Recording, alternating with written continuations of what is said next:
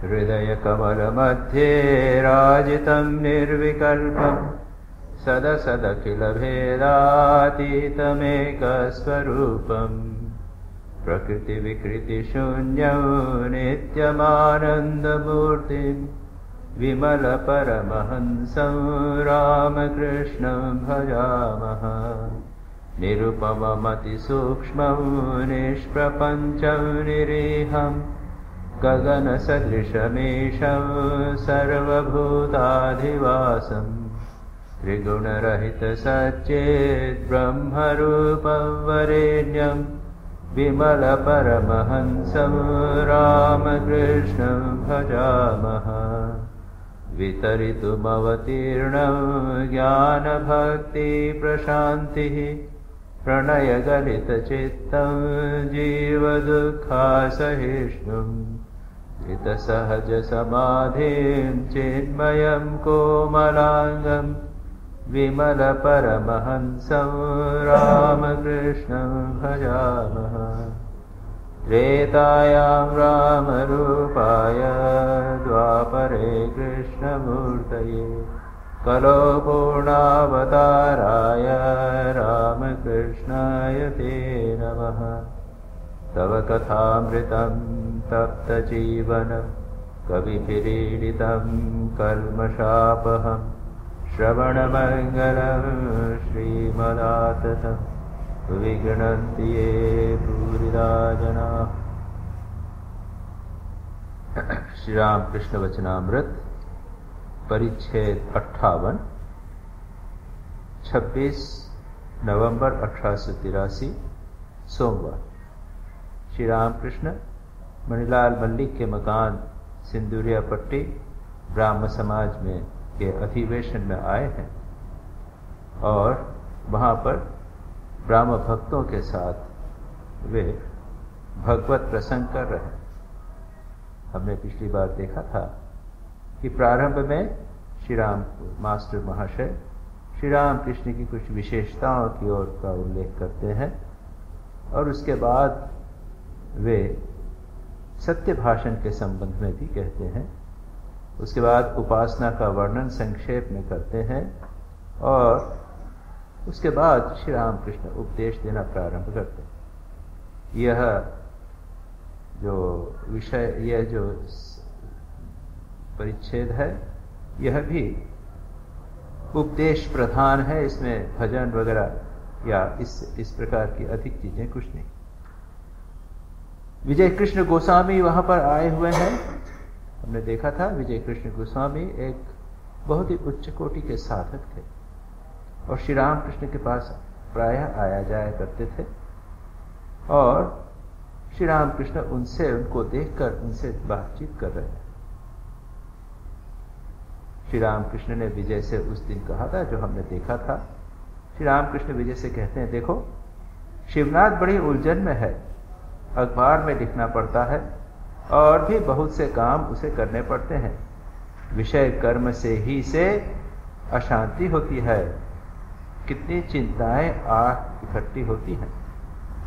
और उसके बाद श्री राम कृष्ण श्रीमद् भागवत के अवधूत उपाख्यान, जिसे हम अवधूत गीता भी कहते हैं, उसको यहाँ पर लेकर उस पर चर्चा कर रहे हैं, जिसकी चर्चा हम पहले कर चुके हैं। उद्धव गीता के उस अंश को हमने देखा है कि जहाँ पर अवधूत के 24 गुरुओं का विस्तार से वर्णन है। ये एक बहुत प्रसिद्ध विषय है और जिसकी चर्चा हम कर चुके हैं। श्री राम कृष्ण भी उसकी बात कहते हैं। हम इस पोर्शन को पढ़कर उसके बाद इस पर हम विचार करें। श्रीमद् भागवत में है, अवधूत के 24 गुरुओं में चील को भी, अवधूत ने 24 गुरुओं में चील को भी एक गुरु बनाया था। एक जगह धीवर मछली मार रहे थे। एक चील झपटकर एक मछली ले गई, परंतु मछली को देखकर करीब 1000 कौवे उसके पीछे लग गए और साथ ही साथ गाँव गाँव करके बड़ा हल्ला मचाना शुरू कर दिया। मछली को लेकर चील जिस तरफ जाती, कौवे भी उसके पीछे पीछे उसी तरफ जाते। चील दक्षिण की ओर गई, तब कौवे भी उसी ओर गए। जब वह उत्तर की तरफ गई, तब वे भी उसी ओर गए। इसी तरह पूर्व और पश्चिम की ओर भी चील चक्कर काटने लगी। अंत में घबराहट के मारे उसके चक्कर लगाते हुए मछली उससे छूटकर जमीन पर गिर पड़ी। तब वे कौवे चील को छोड़ मछली की ओर उड़े। चील तब निश्चिंत होकर पेड़ की डाल पर जा बैठी हुई सोचने लगी, कुल बखेड़े की जड़ यही मछली थी। अब वह मेरे पास नहीं है, इसलिए मैं निश्चिंत हूं। अवधूत ने चील से यह शिक्षा प्राप्त की कि जब तक मछली साथ रहेगी, अर्थात वासना रहेगी, तब तक कर्म भी रहेगा और कर्म के कारण चिंता और अशांति भी रहेगी। वासना का त्याग होने से ही कर्मों का क्षय हो जाता है और शांति मिलती है। परंतु निष्काम कर्म अच्छा है, उससे अशांति नहीं होती, पर निष्काम कर्म करना बड़ा कठिन है। मनुष्य सोचता है कि मैं निष्काम कर्म कर रहा हूं, परंतु कहां से कामना निकल पड़ती है यह समझ में नहीं आता। यदि पहले की साधना अधिक हो तो उसके बल से कोई निष्काम कर्म कर सकते हैं। ईश्वर दर्शन के बाद निष्काम कर्म अनायास ही किए जा सकते हैं। ईश्वर दर्शन के बाद प्रायः कर्म छूट जाते हैं। तो एक मनुष्य नारद आदि लोक शिक्षा के लिए कर्म करते हैं। यहां पर कुछ बहुत महत्वपूर्ण बातें श्री राम कृष्ण कह रहे हैं, खास करके जो हम संसार में रहते हैं। हम यानी हम भी हैं, हम भी तो संसार के बाहर नहीं। आप लोग हैं, आप अपने घर गृहस्थी चला रहे हैं, हम आश्रम में हैं, आश्रम चला रहे हैं। और इसमें कर्म करने पड़ते हैं। उन कर्मों में झमेला झंझट रहता ही है। जहां भी कर्म होगा वहां पर समस्या रहेगी। यहां पर श्री राम कृष्ण कहते हैं दृष्टांत देते हुए चील का, और यह बहुत सुंदर दृष्टांत है। आप कल्पना कर सकते हैं, अगर एक चील को मछली मिली तो बड़ा अच्छा हुआ, बड़ा खुशी हुआ, बहुत अच्छा है, मछली खाने को मिलने वाली है, मिल गई। लेकिन उसके पीछे कौवे लग गए। और श्री राम कृष्ण कहते हैं ये चील मछली क्या है? ये है वासना। जब तक वासना इच्छा रहेगी तब तक उसको पूर्ति करने के लिए कर्म करना पड़ेगा, और कर्म करना पड़ेगा तो उसके साथ उसका कर्म फल लगा हुआ है। और कर्म में समस्याएं होती ही हैं। कर्म अकर्म विकर्म भगवान गीता में कहते ही हैं। ये कर्म जब तक वासना है तब तक कर्म करना ही पड़ेगा, और वो छुटकारा नहीं। सच पूछा जाए तो कर्म से उतनी समस्या नहीं होती जितनी की वासना से होती। मां शारदा भी कहती हैं कि जब तक वासना रहेगी तब तक आपको समस्या रहेगी। अगर कोई निर्वासना होकर कर्म करे तो वो तो निष्काम कर्म ही हुआ। लेकिन श्री राम कृष्ण कहते हैं निष्काम कर्म भी कर लो। तो यहां पर श्री राम कृष्ण कहते हैं निष्काम कर्म मैं कर रहा हूं, परंतु कहां से कामना निकल पड़ती है। निष्काम के बीच में कामना आ पड़ती है। स्वामी यतीश्वरानंद जी अपने टीचिंग्स में कहते हैं, वो तो साधकों के लिए कहते हैं कि कर्म को बढ़ाना नहीं चाहिए। कुछ लोग होते हैं तो एक आश्रम के बाद दूसरा आश्रम, दूसरा आश्रम के बाद तीसरा आश्रम बढ़ाते चले जाते हैं। एक वेलफेयर एक्टिविटी शुरू की, दूसरी वेलफेयर एक्टिविटी शुरू की, वो करते चले जाते हैं। यतीश्वरानंद जी ये भी कहते हैं कि इसका मतलब यह नहीं है कि तुमको निठल्ले बैठना है, यह भी नहीं है। और सच पूछा जाए तो ये कर्म प्रॉब्लम है। कर्म इतना कठिन है कि बस कर्म की समस्याएं बहुत अधिक होती हैं। लेकिन दूसरी ओर कहीं निठल्ले बैठने की समस्या होती है, तमोगुण की भी समस्या होती है। इन दोनों का बैलेंस करना बहुत कठिन। अगर कोई व्यक्ति कहे कि मैं कर्म नहीं करूंगा तो क्या करेगा? यहां श्री राम कृष्ण के ये उपदेश पढ़कर लोग कर्म छोड़कर एकांत में रहने का प्रयत्न करते हैं, और उसका परिणाम होता है कि वे ध्यान जब भी नहीं कर पाते और शिव ज्ञान से जीव सेवा भी नहीं कर पाते, निष्काम कर्म भी नहीं कर पाते और ध्यान भी नहीं कर पाते।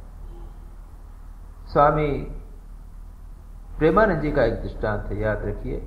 स्वामी प्रेमानंद जी श्री रामकृष्ण के एक शिष्य, और वे ऐसे शिष्य थे जो स्वामी विवेक, जिन्होंने स्वामी विवेकानंद ने जब रामकृष्ण मिशन में कर्म इत्यादि प्रारंभ किए तो उन्होंने उनके मन में इसके ऊपर एक शंका था कि स्वामी विवेकानंद जो कर रहे हैं वो ठीक कर रहे हैं या नहीं, वो स्वामी श्री रामकृष्ण के उपदेशों के अनुरूप है या नहीं।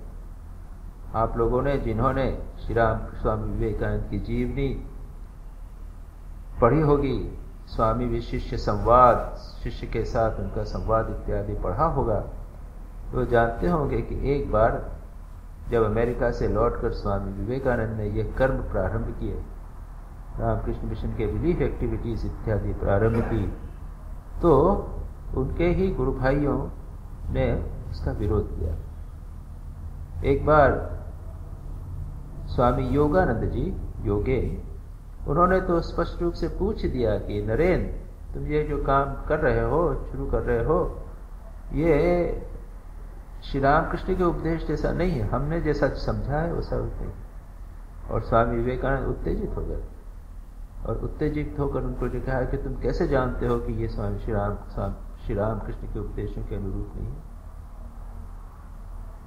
स्वामी योगानंद जी का कहना था कि श्री राम, जब यही बात, यहाँ जो बात हम देख रहे हैं, ये श्री रामकृष्ण बार बार कहते हैं, वचनामृत में आता है, वो कह रहे कर्म बड़ा मुश्किल है, निष्काम कर्म करना कठिन है इत्यादि। तो कहा कि श्री रामकृष्ण ने तो ये सब बातें कही है, उनका निष्काम कर्म कठिन है, कर्म के पचड़े मत पकड़ो, भगवान का भजन करो, और तुम कर्म में लगा रहे हो। तब स्वामी विवेकानंद ने उससे उत्तेजित होकर कहा था कि क्या श्री रामकृष्ण उतने ही हैं जितना तुमने समझा है? मैं तुम्हारी बात नहीं मानता, तुम्हारे ऐसे श्री रामकृष्ण को मैं नहीं मानता, इत्यादि इत्यादि। बहुत उत्तेजित हो गए। लाटू महाराज के मन में भी यह प्रश्न था। तो स्वामी विवेकानंद, तो लाटू महाराज ने एक बार प्रश्न उठाया, तो स्वामी विवेकानंद लाटू महाराज से कहा, अरे तू निरक्षर है, तेरे को क्या समझता है, ऐसा करके मजाक करके उसको उड़ा दिया। और बाद में दोनों गुरु भाइयों ने कहा था कि भाई माफ कर देना, तुम लीडर हो, जैसा तुम कहोगे वैसा हम करेंगे। स्वामी प्रेमानंद जी ने ओपनली स्पष्ट रूप से श्री रामकृष्ण का विरोध नहीं किया, जैसा लाटू महाराज ने और योगानंद जी ने किया था, लेकिन वे स्वामी विवेकानंद से दूर दूर रहते थे, कुछ बोलते नहीं थे।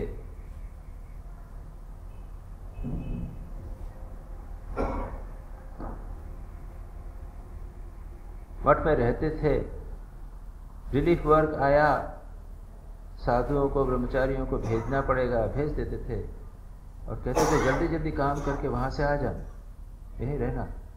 मठ का काम तो वो तो ठाकुर की सेवा है, वो कर्मयोग हो जाता है, वो निष्काम योग कर्मयोग से भी उच्च कोटि का है। लेकिन बाहर का काम तो सेक्युलर वर्क है, सांसारिक कर्म। लेकिन बाद में प्रेमानंद जी बीमार पड़े एक बार, और बनारस आकर, बनारस में जो हमारा हॉस्पिटल है, वाराणसी सेवाश्रम, रामकृष्ण मिशन सेवाश्रम, वहां का आकर कुछ वर्षों तक रहे, लगभग 1 वर्ष तक रहे। और उस समय तक स्वामी विवेकानंद के साहित्य के कंप्लीट वर्क्स के 4 वॉल्यूम छप चुके थे। उन्होंने उनको पढ़ा, और जो ही पढ़ा उनको, तो उनको एक मानो नया आलोक प्राप्त हुआ। अरे मैंने स्वामी विवेकानंद को ठीक से समझा ही नहीं, वो तो कर्म की बात ही नहीं करते हैं, जो भी कर्म बात करते हैं वो तो उपासना की बात करते हैं। मैं समझ रहा था कि बाहर जाकर सेवा करना, ये मठ में रहकर सेवा करना, उससे भिन्न है। लेकिन स्वामी विवेकानंद तो कभी मनुष्य की बात ही नहीं करते, सर्वत्र वो भगवान ही देखते हैं। अगर भगवान देखकर अगर किसी की सेवा की जाए, उसको अगर कपड़ा दिया जाए, उसको खाना दिया जाए, उसकी सेवा की जाए, ड्रेसिंग किया जाए, दवाई दी जाए, उसके शरीर का स्पॉन्जिंग किया जाए, तो वह तो श्री रामकृष्ण की मूर्ति को, पूजा को साफ करने से, पूजा के ऊपर फूल चढ़ाना, उसके बराबर ही हुआ। और उसके बाद में वे, तब तक स्वामी विवेकानंद का शरीर चला गया था। और बाद में स्वामी विवेकानंद के प्रति उनके मन में जो संशय था उसका प्रतिकार करने के लिए, मानो उसका प्रायश्चित करने के लिए बाद में कहा करते थे कि मैं स्वामी विवेकानंद का चेला हूं। और उसके बाद उन्होंने ईस्ट बंगाल, पूर्व बंगाल में जाकर खूब काम किया, जो आजकल बांग्लादेश है, उसमें विशेषकर श्री रामकृष्ण के उपदेशों का प्रचार प्रसार प्रेमानंद जी ने किया और उसी में उनका शरीर भी चला गया। तो कई बार इसे समझने में कठिनाई होती है। यहां पर श्री रामकृष्ण वासना की बात कर रहे हैं, यह ध्यान रखें। अगर वासना न हो तो कर्म कर्मयोग हो जाएगा। श्री कृष्ण भी यही कहते हैं, निर्वासना होकर निष्काम भाव से कर्म करना, कर्म के फल को भगवान को समर्पित होकर करना, तो इससे चित्त शुद्धि होती है, वह कर्मयोग हो जाता है।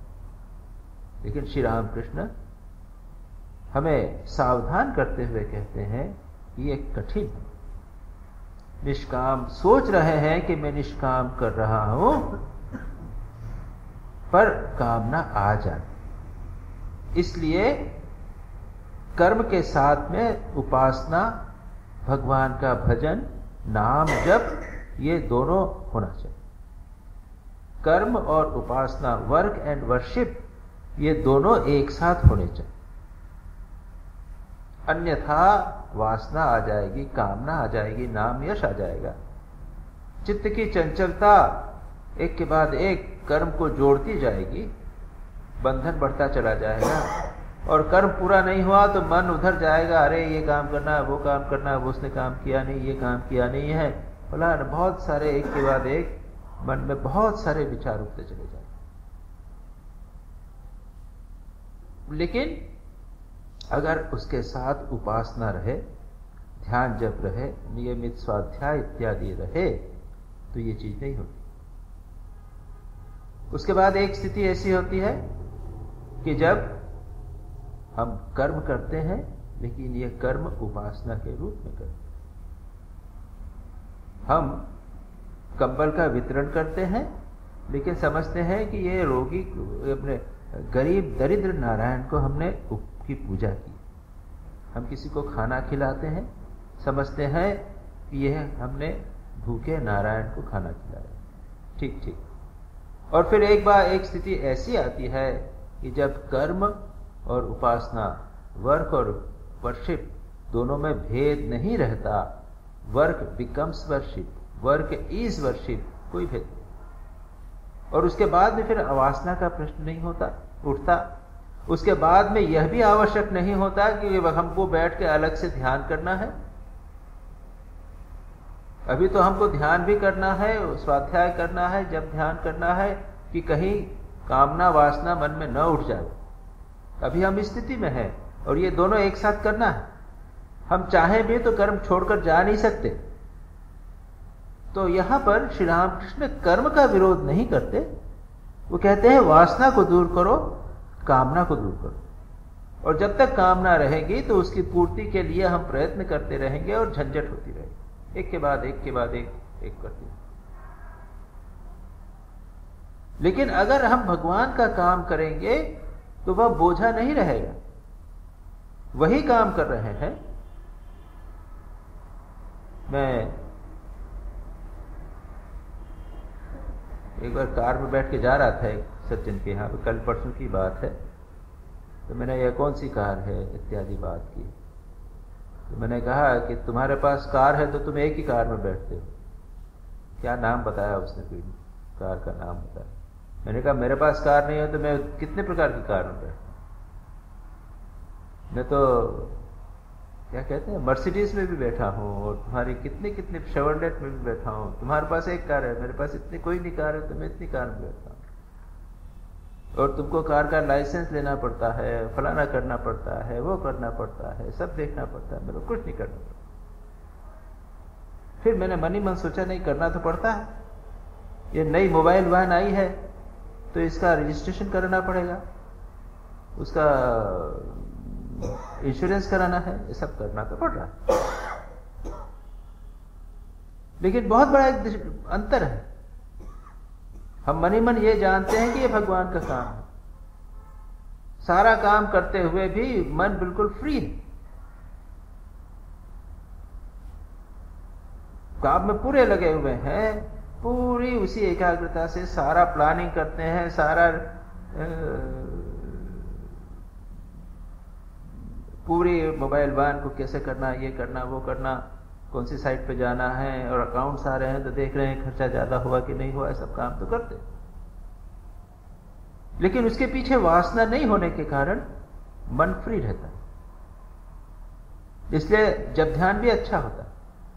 अगर ठीक ठीक भगवान के भाव में काम किया जाए, स्वयं यतीश्वरानंद जी लिखते हैं, भगवान का स्मरण मनन करते हुए भगवान का ध्यान उतारण किया जाए तो कर्म से ध्यान बेहतर होता है, अच्छा होता है। यहां जैसा कहा, चील की तरह झंझट नहीं होती। सारे दिन अगर कोई व्यक्ति काम करे लेकिन भगवान ये भाव से काम करे कि भगवान का काम कर रहा हूं, तो जब रहा शाम को ध्यान में बैठेगा तो देखेगा कि ध्यान बहुत बढ़िया हो।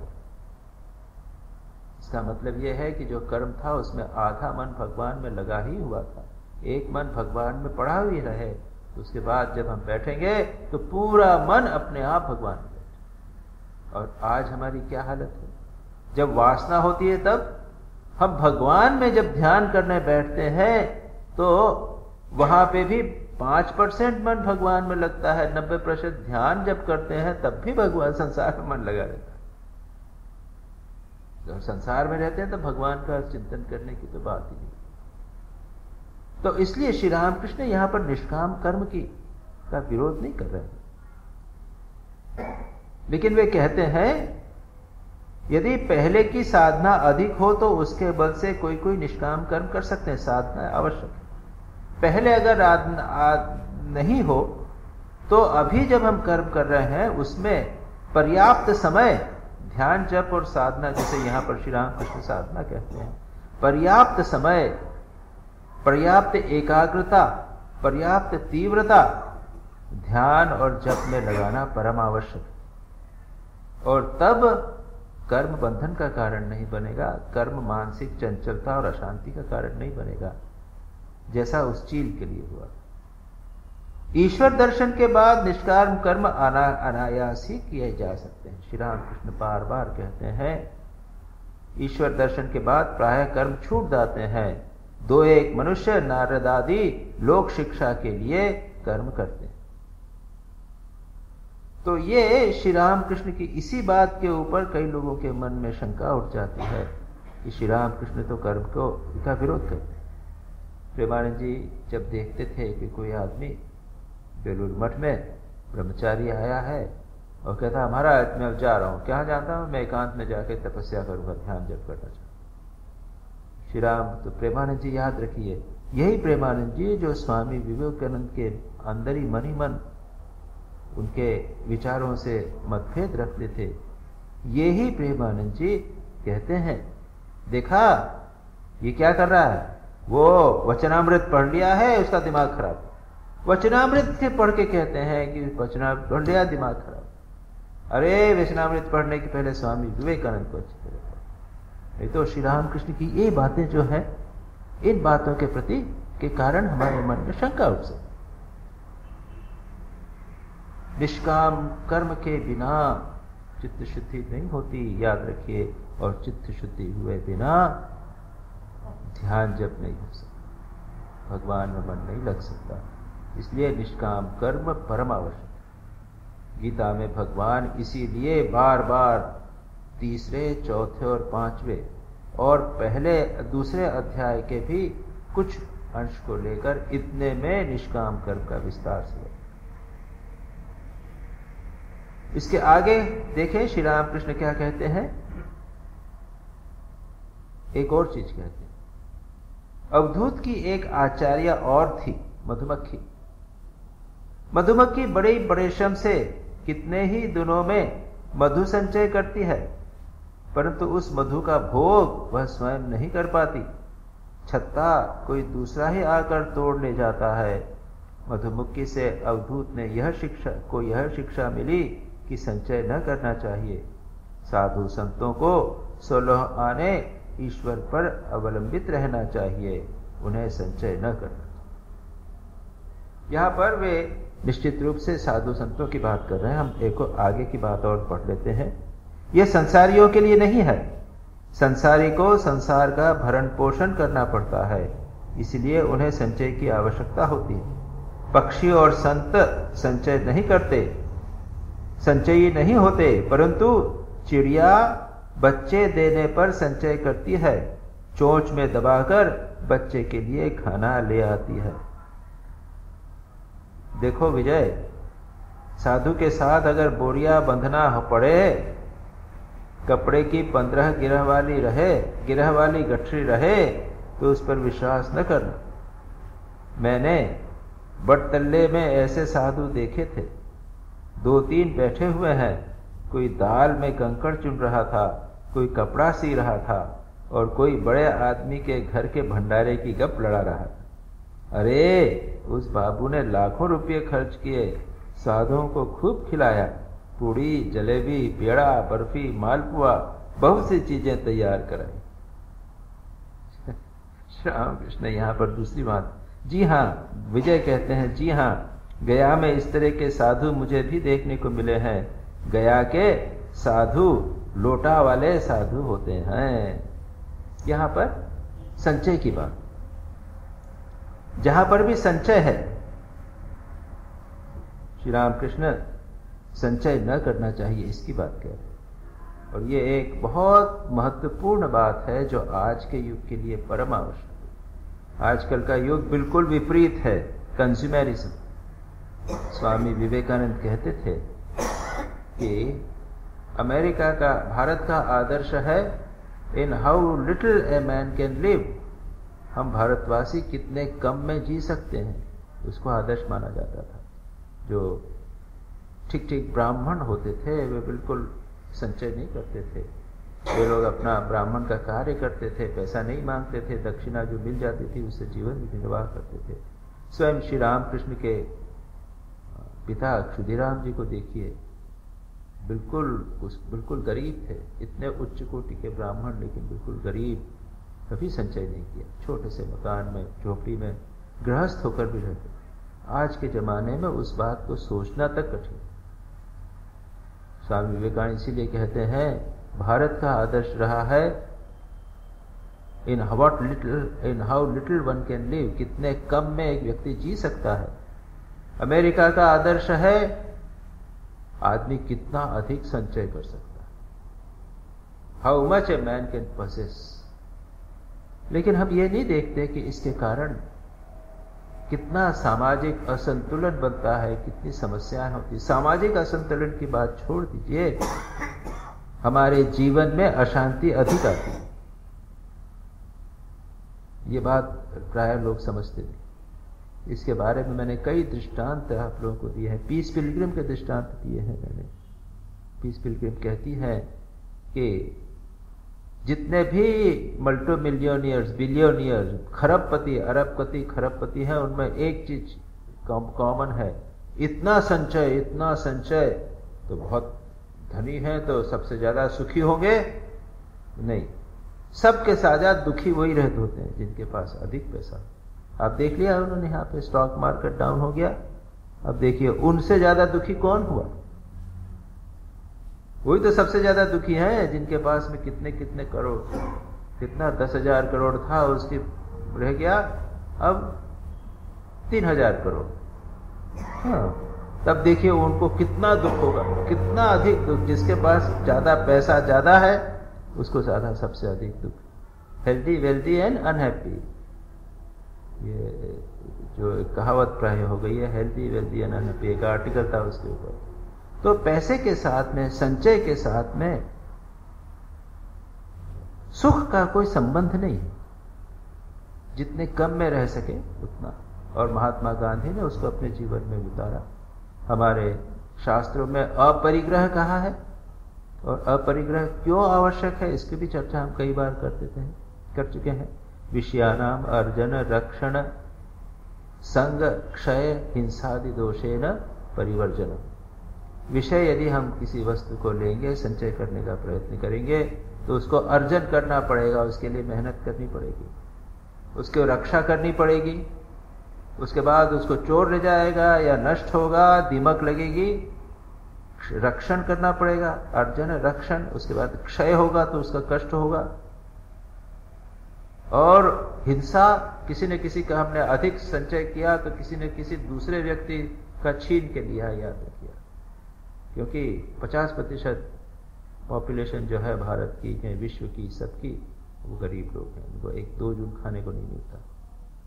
अक्षय इत्यादि दोषों के कारण संचय नहीं करना चाहिए। ये बात आज के युग के लिए, जब कंज्यूमरिज्म जिसे कहते हैं ना, उपभोक्तावाद, जितनी अधिक चीजें अधिक हों उतना अच्छा, बढ़ते चले जाते हैं, और कितना कष्ट उसको रखने के लिए, साफ करो, वो करो। और पीस पिलग्रिम इस संबंध में भी एक कहानी कहती है कि वो एक महिला के पास गए जिनका बूढ़े थे पति पत्नी, मकान पूरा जल गया अचानक, बहुत बड़ा मकान था, जल गया, आग लग गई। वो बेचारे एक दूसरे फ्लैट में रहने लग गए, छोटे फ्लैट में। ये पीस पिलग्रिम उनके पास गई उनको सांत्वना देने के लिए। तो वो बूढ़ी कहती है, मुझे सांत्वना मत दो, मुझे सांत्वना की जरूरत नहीं। अरे तुम्हारा ये सब कुछ तो नष्ट हो गया, कुछ नहीं, अब देखो मैं कितनी आनंद में हूं। वो अर्जन रक्षण क्षय कुछ नहीं है, तो सब चला गया। अब मेरे को ये काम नहीं, इस अलमारी को साफ करना, वहां दीमक निकालना, ये सब कुछ नहीं करना पड़ता। बस मैं आराम है मेरे को, बैठी पढ़ती हूं, लिखती हूं, बस। हम ये रियलाइज नहीं करते कि संचय से हमारी कितनी मानसिक शक्ति क्षय होती है, कितनी चंचलता। तो इसलिए श्री रामकृष्ण यहाँ मधुमक्खी की बात कहते हुए कहते हैं, और साधु संतों को 16 आने ईश्वर पर अवलंबित रहना चाहिए, उन्हें संचय न करना चाहिए। और भगवान गीता में तो ये कहते हैं कि भगवान, अगर आप अनन्यास चिंतयन्तो या माम ये जना पर्युपासते तेषाम नित्याभियुक्तानाम योगक्षेमं वहाम्यहम्। साधु संतों को तो भगवान पर निर्भर करना ही चाहिए, लेकिन गृहस्थ भी अगर भगवान का अनन्य भाव से अगर ध्यान करें तो भगवान का प्रॉमिस है, भगवान का वचन है कि वो योगक्षेम को वहन करेंगे। जो चीजों की आवश्यकता होगी वो उनको मुहैया कर देंगे, दे देंगे, और उनकी दूसरी चीजों की उनके पास जो है उनकी रक्षा भी करेंगे। ऐसे बहुत सारे दृष्टांत संतों के जीवन में हैं, हम जानते हैं, इसके विस्तार में हम नहीं जाएंगे। लेकिन ये एक बहुत महत्वपूर्ण बात है, छोटी छोटी बातें भी भगवान पूरी करते हैं, सब कुछ पूरी कर सकते हैं अगर आप व्यक्ति विश्वास के साथ भगवान पर रहे, विषयों पर निर्भर न रहे। यह श्री राम कृष्ण कहते हैं, यह संसारियों के लिए नहीं है, संसारी को संसार का भरण पोषण करना पड़ता है। एक गृहस्थ को अपने परिवार का भरण पोषण करना पड़ेगा, वो भगवान के ऊपर निर्भर नहीं, ऐसा बिल्कुल छोड़ नहीं सकता। कोई बीमार हुआ तो उसकी देखभाल करनी पड़ेगी, उसके लिए हॉस्पिटल में ले जाना पड़ेगा, सारा काम करना पड़ेगा, थोड़े संचय की आवश्यकता होगी ही। श्री रामकृष्ण और दृष्टांत देते हैं, पक्षी और संत संचयी नहीं होते, पक्षी संचय नहीं करते, वो आज खाया बस, भूख लगी जाके दाना चुग लिया, उसके बाद संचय नहीं। नींद आई घोंसले में जाके सो गए, या पेड़ के ऊपर चढ़ के सो गए। घोंसला भी तब बनाते हैं जब अंडा देना होता है, नहीं तो नहीं बनाते, अपने मस्ती से रहते, कोई संचय की दिक्कत नहीं।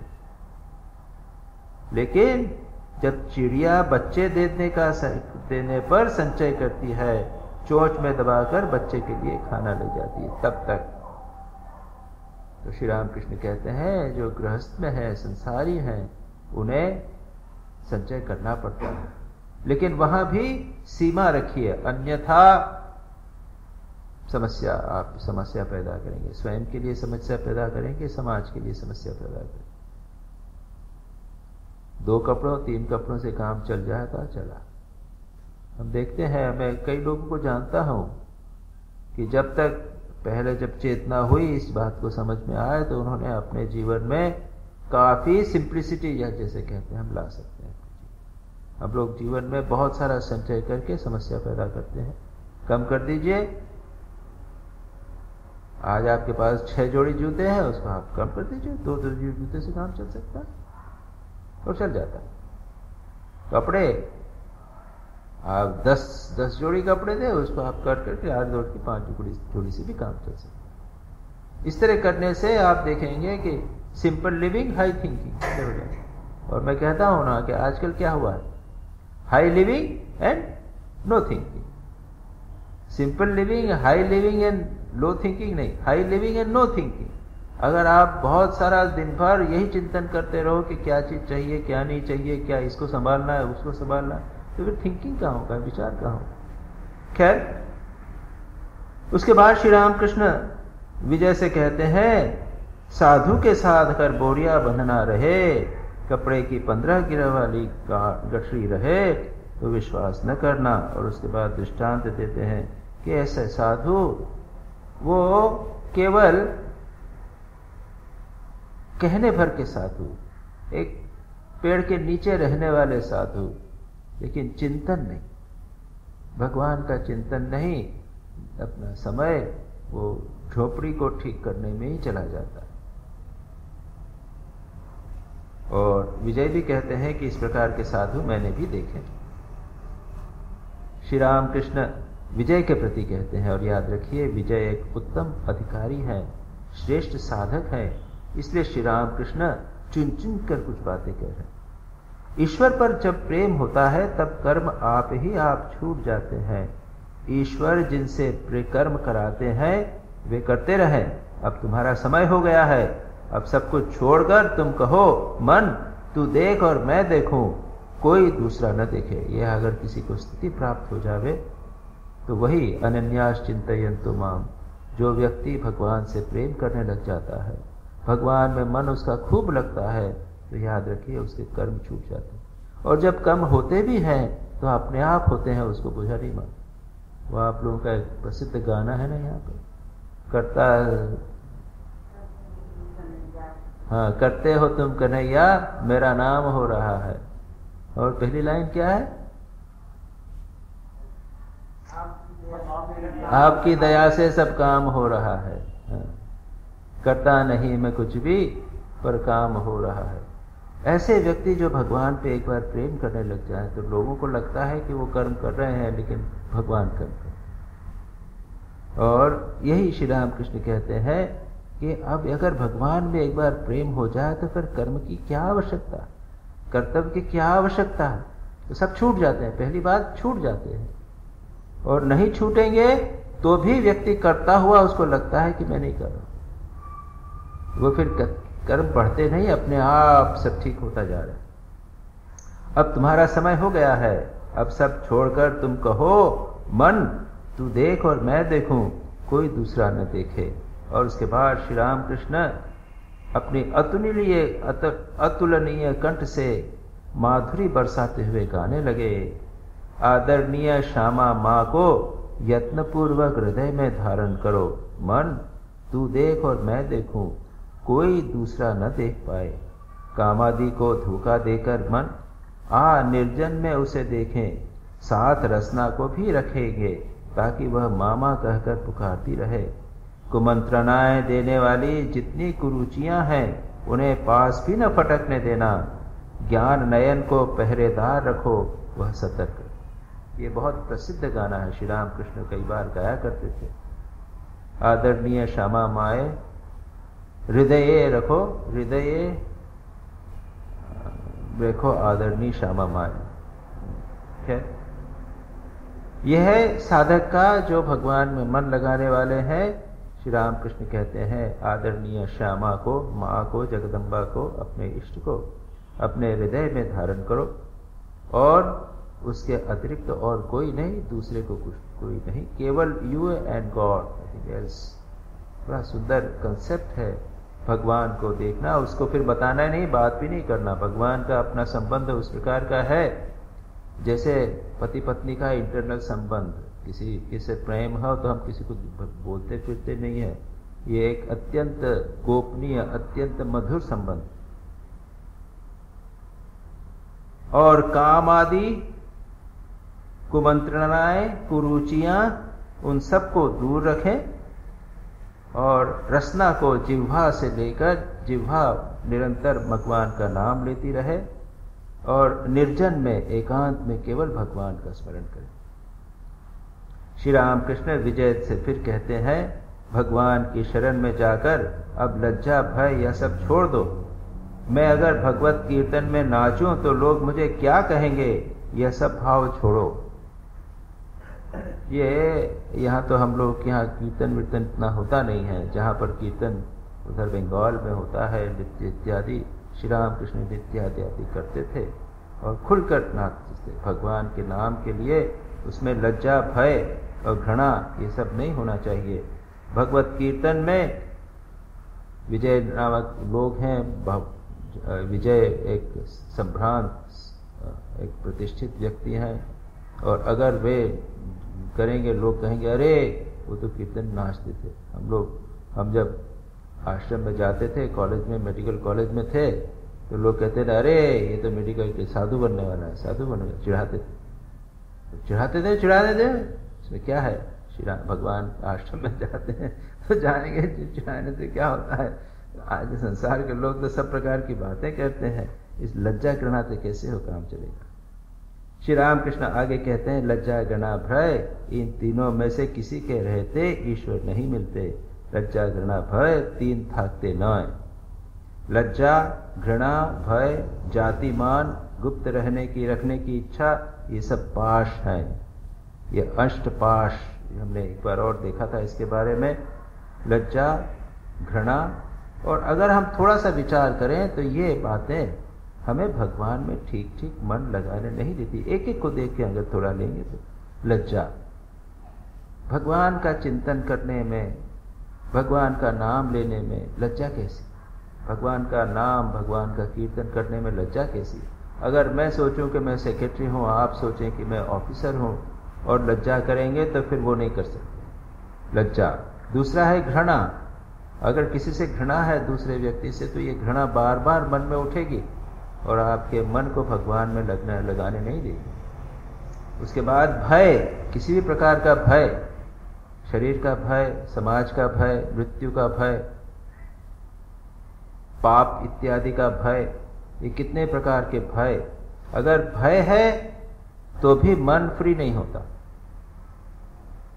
फियरलेस, जब तक बिल्कुल निर्भय नहीं होंगे, आप बैठे हैं ध्यान कर रहे हैं और कोई भय वय लगा हुआ तो नहीं हो सकता। फिर कहते हैं जाति अभिमान, ये भी बाधा होती है। गुप्त रखने की इच्छा, एक ग्रंथि है दिमाग में, कुछ बातें हुई हम छिपाना चाहते हैं, चुपके चुपके कुछ करना चाहते हैं, तो भी वो भगवान में मन नहीं लगेगा। ये सब पाश है, ये बंधन है। इन सब के चले जाने से जीव की मुक्ति होती है। जब तक ये रहते हैं तब तक भगवान में मन नहीं लगता। ये सब एक एक करके दूर करना पड़ता है। पाशों में जो बंधा हुआ है वह जीव है और उनसे जो मुक्त है वह है शिव। पाश बद्ध जीव, पाश मुक्त शिव, यही बात। जीव के जी के बदले शी आ गई, बस। पाश बद्ध जीव और पाश मुक्त शिव। भगवत प्रेम दुर्लभ वस्तु है। पहले पहल पति के प्रति पत्नी की जैसी निष्ठा होती है, वैसी ही यदि ईश्वर के प्रति हो तो ही भक्ति होती है। शुद्धा भक्ति होना बड़ा कठिन है। भक्ति द्वारा मन और प्राण ईश्वर में लय हो जाते हैं। अब श्री रामकृष्ण, यहाँ पर श्री रामकृष्ण ने प्रारंभ में इन पाशों की बात कही और अब भगवत प्रेम की बात कही। अगर भगवत प्रेम ठीक ठीक हो जावे तो पाश अपने आप दूर हो जाते, और दूसरी तरफ पाश जितने दूर होंगे उतना भगवान के प्रति प्रेम अधिक होगा। पाशों से बंधा हुआ, कहते हैं भगवत प्रेम दुर्लभ वस्तु है। यह सच बात है, भगवत प्रेम दुर्लभ वस्तु। एक श्री रामकृष्ण व्याकुलता की बात कहते हैं बार बार। ईश्वर को व्याकुल होकर पुकारो, व्याकुलता की बात कहते हैं। तो एक किसी ने प्रश्न किया कि व्याकुलता महत्वपूर्ण है कि प्रेम, दोनों में से कौन अधिक महत्वपूर्ण? निश्चित रूप से प्रेम अधिक महत्वपूर्ण। प्रेम होने पर व्याकुलता अपने आप आ जाएगी। भगवान प्रेम होना, ये तो एक सच पूछा जाए यह अति दुर्लभ वस्तु है। एक प्रकार से यह उपलब्धि है, व्याकुलता एक साधन है। तो श्री रामकृष्ण कहते हैं भगवत प्रेम दुर्लभ वस्तु है।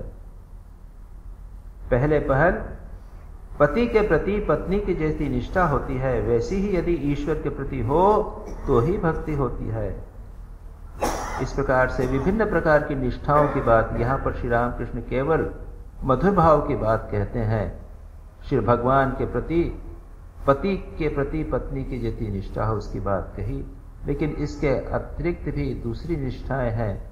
भगवान को अपना पुत्र समझना, वात्सल्य भाव, भगवान को दास्य अपना मालिक समझना, हनुमान जी का भाव, वो भी निष्ठा। अगर ठीक ठीक निष्ठा होवे तो उससे भी भगवान के प्रति प्रेम होता है। यदि ईश्वर के प्रति ऐसी भक्ति हो तो प्रीति हो के प्रति अगर ऐसी निष्ठा हो तो भक्ति होती है। शुद्धा भक्ति का होना बड़ा कठिन है। शुद्धा भक्ति यानी किसी प्रकार की कामना इच्छा नहीं। जो संसार में भगवान के प्रति प्रेम होता है तो उसमें कुछ कामना रहती है। स्वामी यतीश्वरानंद जी कहते हैं कि दो प्रकार के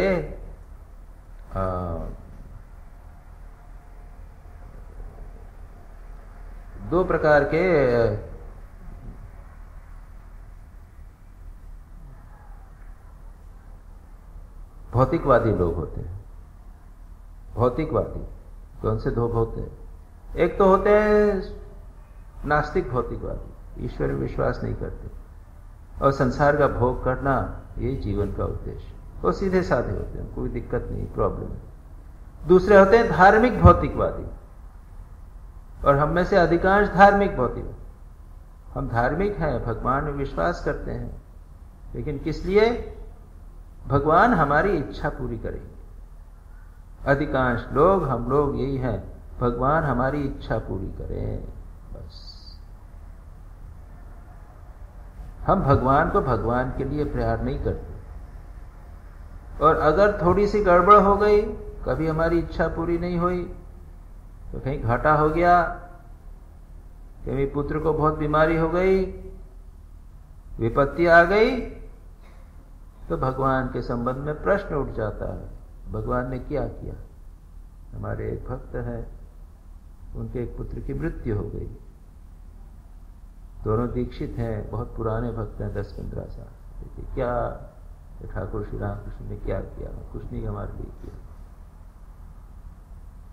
तो ये भक्ति नहीं है, ये रिलीजियस मटीरियलिज्म है, ये धार्मिक भौतिकवाद, भोगवाद, स्वार्थ और कुछ नहीं। भगवान का उपयोग केवल स्वार्थ के। और 95% लोग, हम लोग सब जितने भी हैं धार्मिक हैं, लेकिन हमारा धर्म केवल अपनी इच्छा पूरी के लिए। स्वामी विवेकानंद जिसके ऊपर अमेरिका में जब गए थे तो खूब छीटाकसी करते थे।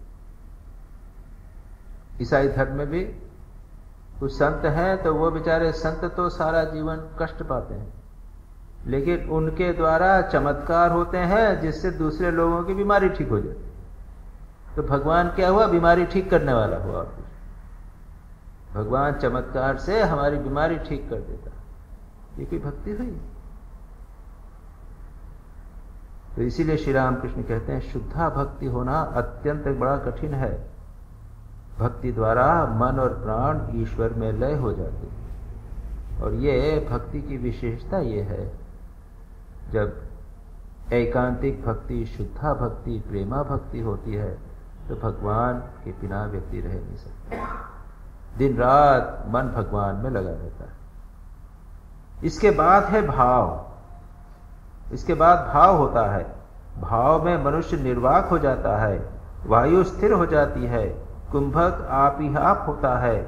जैसे बंदूक दागते समय गोली चलाने वाला मनुष्य निर्वाक हो जाता है, उसकी वाणी स्थिर हो जाती है। ये बहुत उच्च कोटि की बातें हैं जो श्री रामकृष्ण यहाँ पर एक अधिकारी विशेष विजय कृष्ण गोस्वामी के लिए कह रहे हैं। ये हम लोगों के लिए नहीं है। ये आप ठीक रखिए, प्रेम भक्ति हमको हो ही नहीं सकती। शुद्धा भक्ति की बात रेयर है, लाखों में एक व्यक्ति को शुद्धा भक्ति और उसके बाद में पूरा एकाग्रता के कारण भाव हो जाना। जिस प्रकार से माँ अपने बच्चे से प्रेम करती है, उसको भाव हो जाते हैं, आंखों में आंसू आते हैं इत्यादि, वैसा भगवान के लिए ये बहुत रेयर उच्चतम कोटि की स्थिति है। प्रेम होना कठिन है भगवान के लिए, शुद्धा भक्ति, उसके बाद भाव और भी उच्च कोटि की चीज है। लेकिन श्री रामकृष्ण समझते हैं कि विजय कृष्ण गोस्वामी उसके अधिकारी हैं।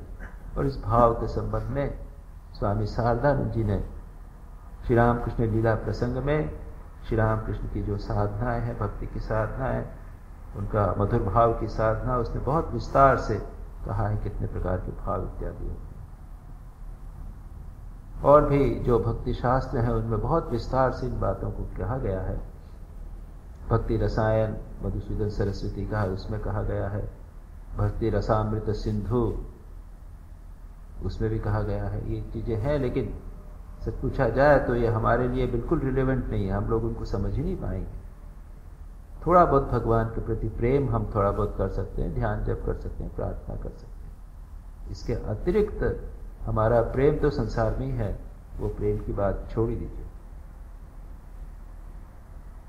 प्रेम का होना बड़ी दूर की बात है। प्रेम चैतन्य देव को हुआ था। ईश्वर पर जब प्रेम होता है तब बाहर की चीजें भूल जाती हैं, संसार भूल जाता है, अपना शरीर जो इतना प्यारा है वह भी भूल जाता है। यह कहकर श्री रामकृष्ण फिर गाने लगे। नहीं मालूम कब वह दिन आएगा होगा जब हरि नाम कहते हुए मेरी आंखों से धारा बह चलेगी, संसार वासना दूर हो जाएगी, शरीर पुलकित हो जाएगा। कतो दिने होबे से प्रेमेर संचार, करीबो हरिनाम नयने प्रेम सुधार, ऐसा कुछ है। कब होगा वो प्रेम का संचार, इतना आसान नहीं है। लेकिन इनका इन बातों का चिंतन करते ही मन उच्च भाव में चला जाता है। लेकिन वस्तुतः ये हम इतना ही कर सकते हैं कि लज्जा घृणा भय और ये जो पाश हैं, लज्जा घृणा भय जाति अभिमान गुप्त रहने की रखने की इच्छा, ये सब पाश, ये सब धीरे धीरे हम नष्ट करने का प्रयत्न करें। अगला सेक्शन कर लेते हैं। ऐसी बात हो रही है, ठीक इसी समय कुछ और निमंत्रित ब्राह्म भक्त आकर उपस्थित हुए। उनमें कुछ तो पंडित थे और कुछ उच्च पदाधिकारी कर्मचारी। उनमें एक श्री रजनीनाथ राय भी हैं। श्री रामकृष्ण कहते हैं, और वही बात चल रही है जो पहले कर रहे थे। संभवतः अभी श्री रामकृष्ण ने भक्तों को अभी नहीं देखा है, मास्टर महाशय ने मेंशन किया है। श्री रामकृष्ण विजय की प्रति ही बोल रहे हैं। भाव के होने पर वायु स्थिर हो जाती है, वही बात कुंभक हो जाता है। ये भाव का अर्थ है मेडिकल दृष्टि से, जब इमोशन भावनाएं बढ़ जाती हैं तो हमारी सांस प्रश्वास पर उसका प्रभाव पड़ता है। वेगस नर्व स्टिमुलेट हो जाती है। ऊपर लिम्बिक सिस्टम जहाँ पर इमोशंस भावनाएं होती हैं, उसके बाद में एक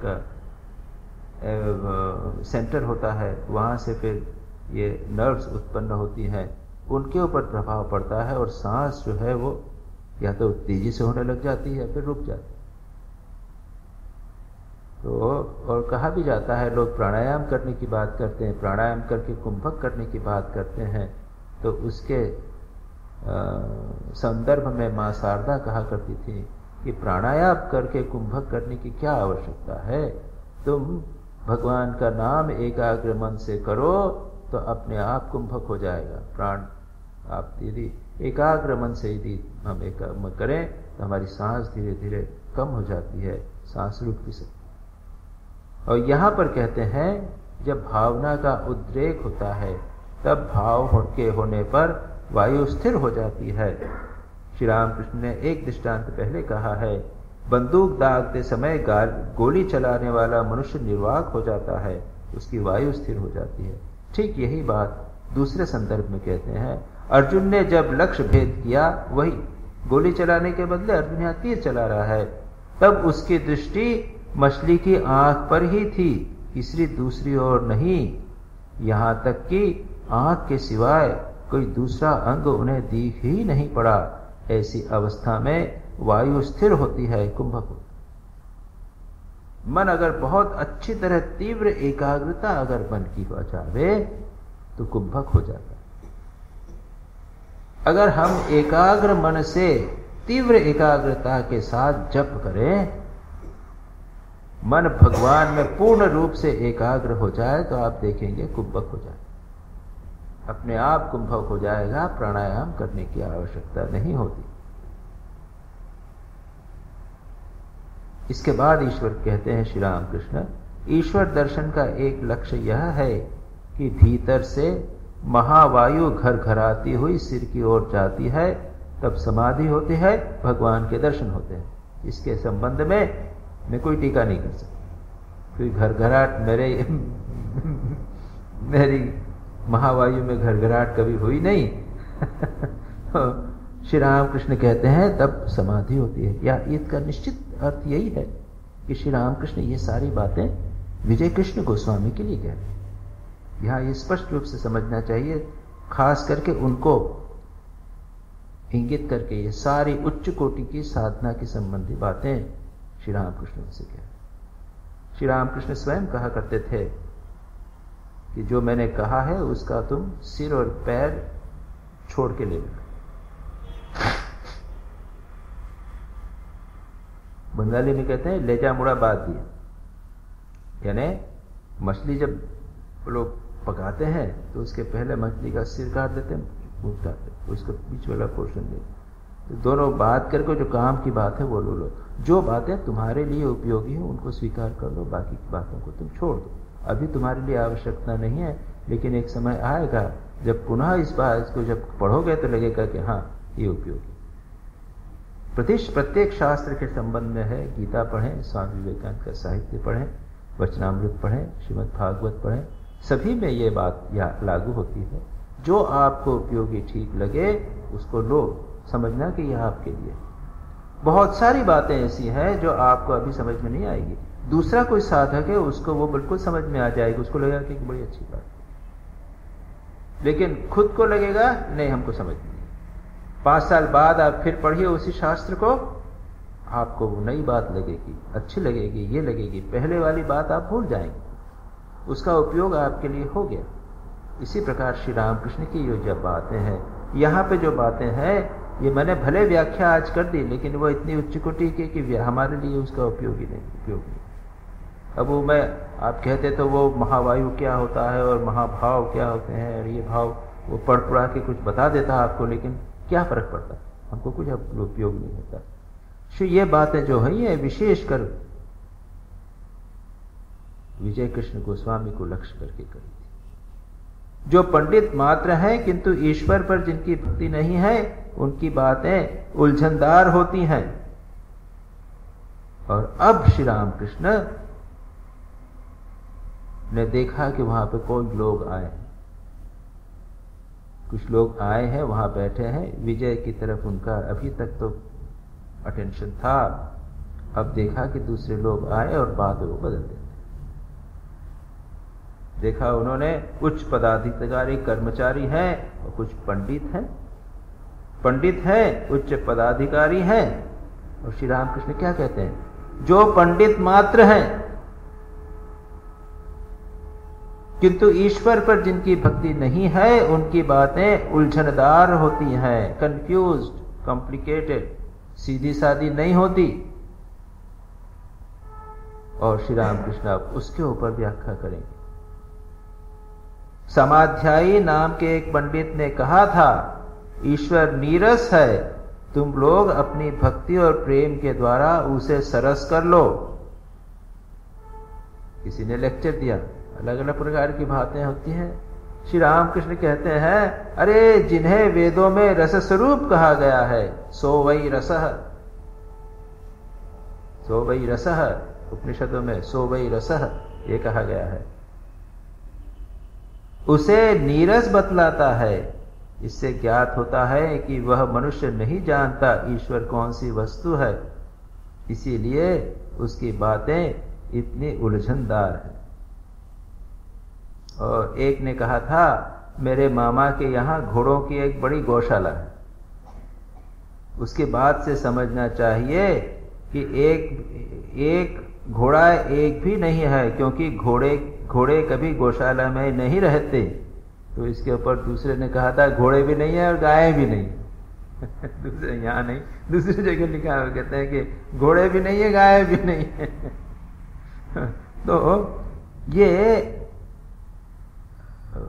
जो लोग केवल पंडित होते हैं, साधना नहीं होती, केवल पढ़ लिख कर बोलते हैं, श्री रामकृष्ण उन पर टीका करते हुए कहते हैं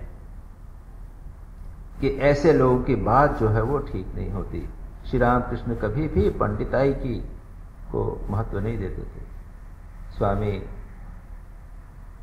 तुरानंद जी जब वेदांत पढ़ते थे, श्री रामकृष्ण के पास आए तो श्री रामकृष्ण ने यही कहा कि क्या कर रहे हो, वेदांत पढ़ रहे हो, ठीक है, अच्छा ये बताओ वेदांत का सार क्या? यही किया ना कि जन्म ब्रह्म सत्य जगत मिथ्या। अब उस ये ब्रह्म सत्य और जगत मिथ्या जीवो ब्रह्मैव नापरः, यह जो है एक आधे श्लोक में सारे वेदांत की बात कही गई है। इसको समझाने के लिए ग्रंथ पर ग्रंथ, ग्रंथ पर ग्रंथ, ग्रंथ पर ग्रंथ पढ़े। श्री रामकृष्ण कहते हैं, अरे वो पंचदशी 15 चैप्टर वो भी उसी तरह। श्री रामकृष्ण कहते हैं, अरे उसको जीवन में उतारो। जब ब्रह्म जगत मिथ्या है तो उसे ऐसा व्यवहार करो कि मिथ्या समझकर व्यवहार करो, उसको सत्य मत समझो, व्यवहार उसे जीवन में उतारो। यही तो है वेदांत और कुछ। और ये बात जितने भी महापुरुष, उच्च कोटि के महापुरुष हो गए हैं, वे सबके, ईसा मसीह ने कहा, सेंट फ्रांसिस ऑफ एसिसी ने कहा, किताबें नहीं, कोई जरूरत नहीं। भगवान ने कहा है इस तरह रहना है, बस उस तरह रहो, बस। लेकिन उसके बाद में उनके समुदाय सेंट फ्रांसिस के उसमें किताबें आ गई, आ गया व्याख्या व्याख्या व्याख्या। हम जैसा करते ना, अरे श्री रामकृष्ण वचनामृत तो इतना सरल है, पढ़ लिया उसे ही काम हो गया। नहीं, हम बैठे यहाँ पे वहाँ क्या कर रहे हैं, उसे जीवन में उतारना यही खास बात है। तो श्री रामकृष्ण यही कहते हैं, किसी को ऐश्वर्य का, वैभव, सम्मान, पद आदि का अहंकार होता है, ये सब 2 दिन के लिए है और उसके बाद एक गाना गाते हैं। तो ये जो पोर्शन है, जो पंडित मात्र है किंतु ईश्वर पर जिसकी भक्ति नहीं है, ये बातें इससे आगे की चर्चा हम अगली बार करेंगे। निरंजनम नित्यमनंतरूपम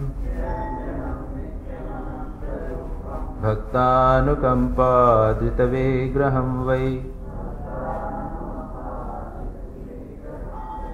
ईशावतारं परमेशमीड्यम् तं रामकृष्णं शिरसा नमामः।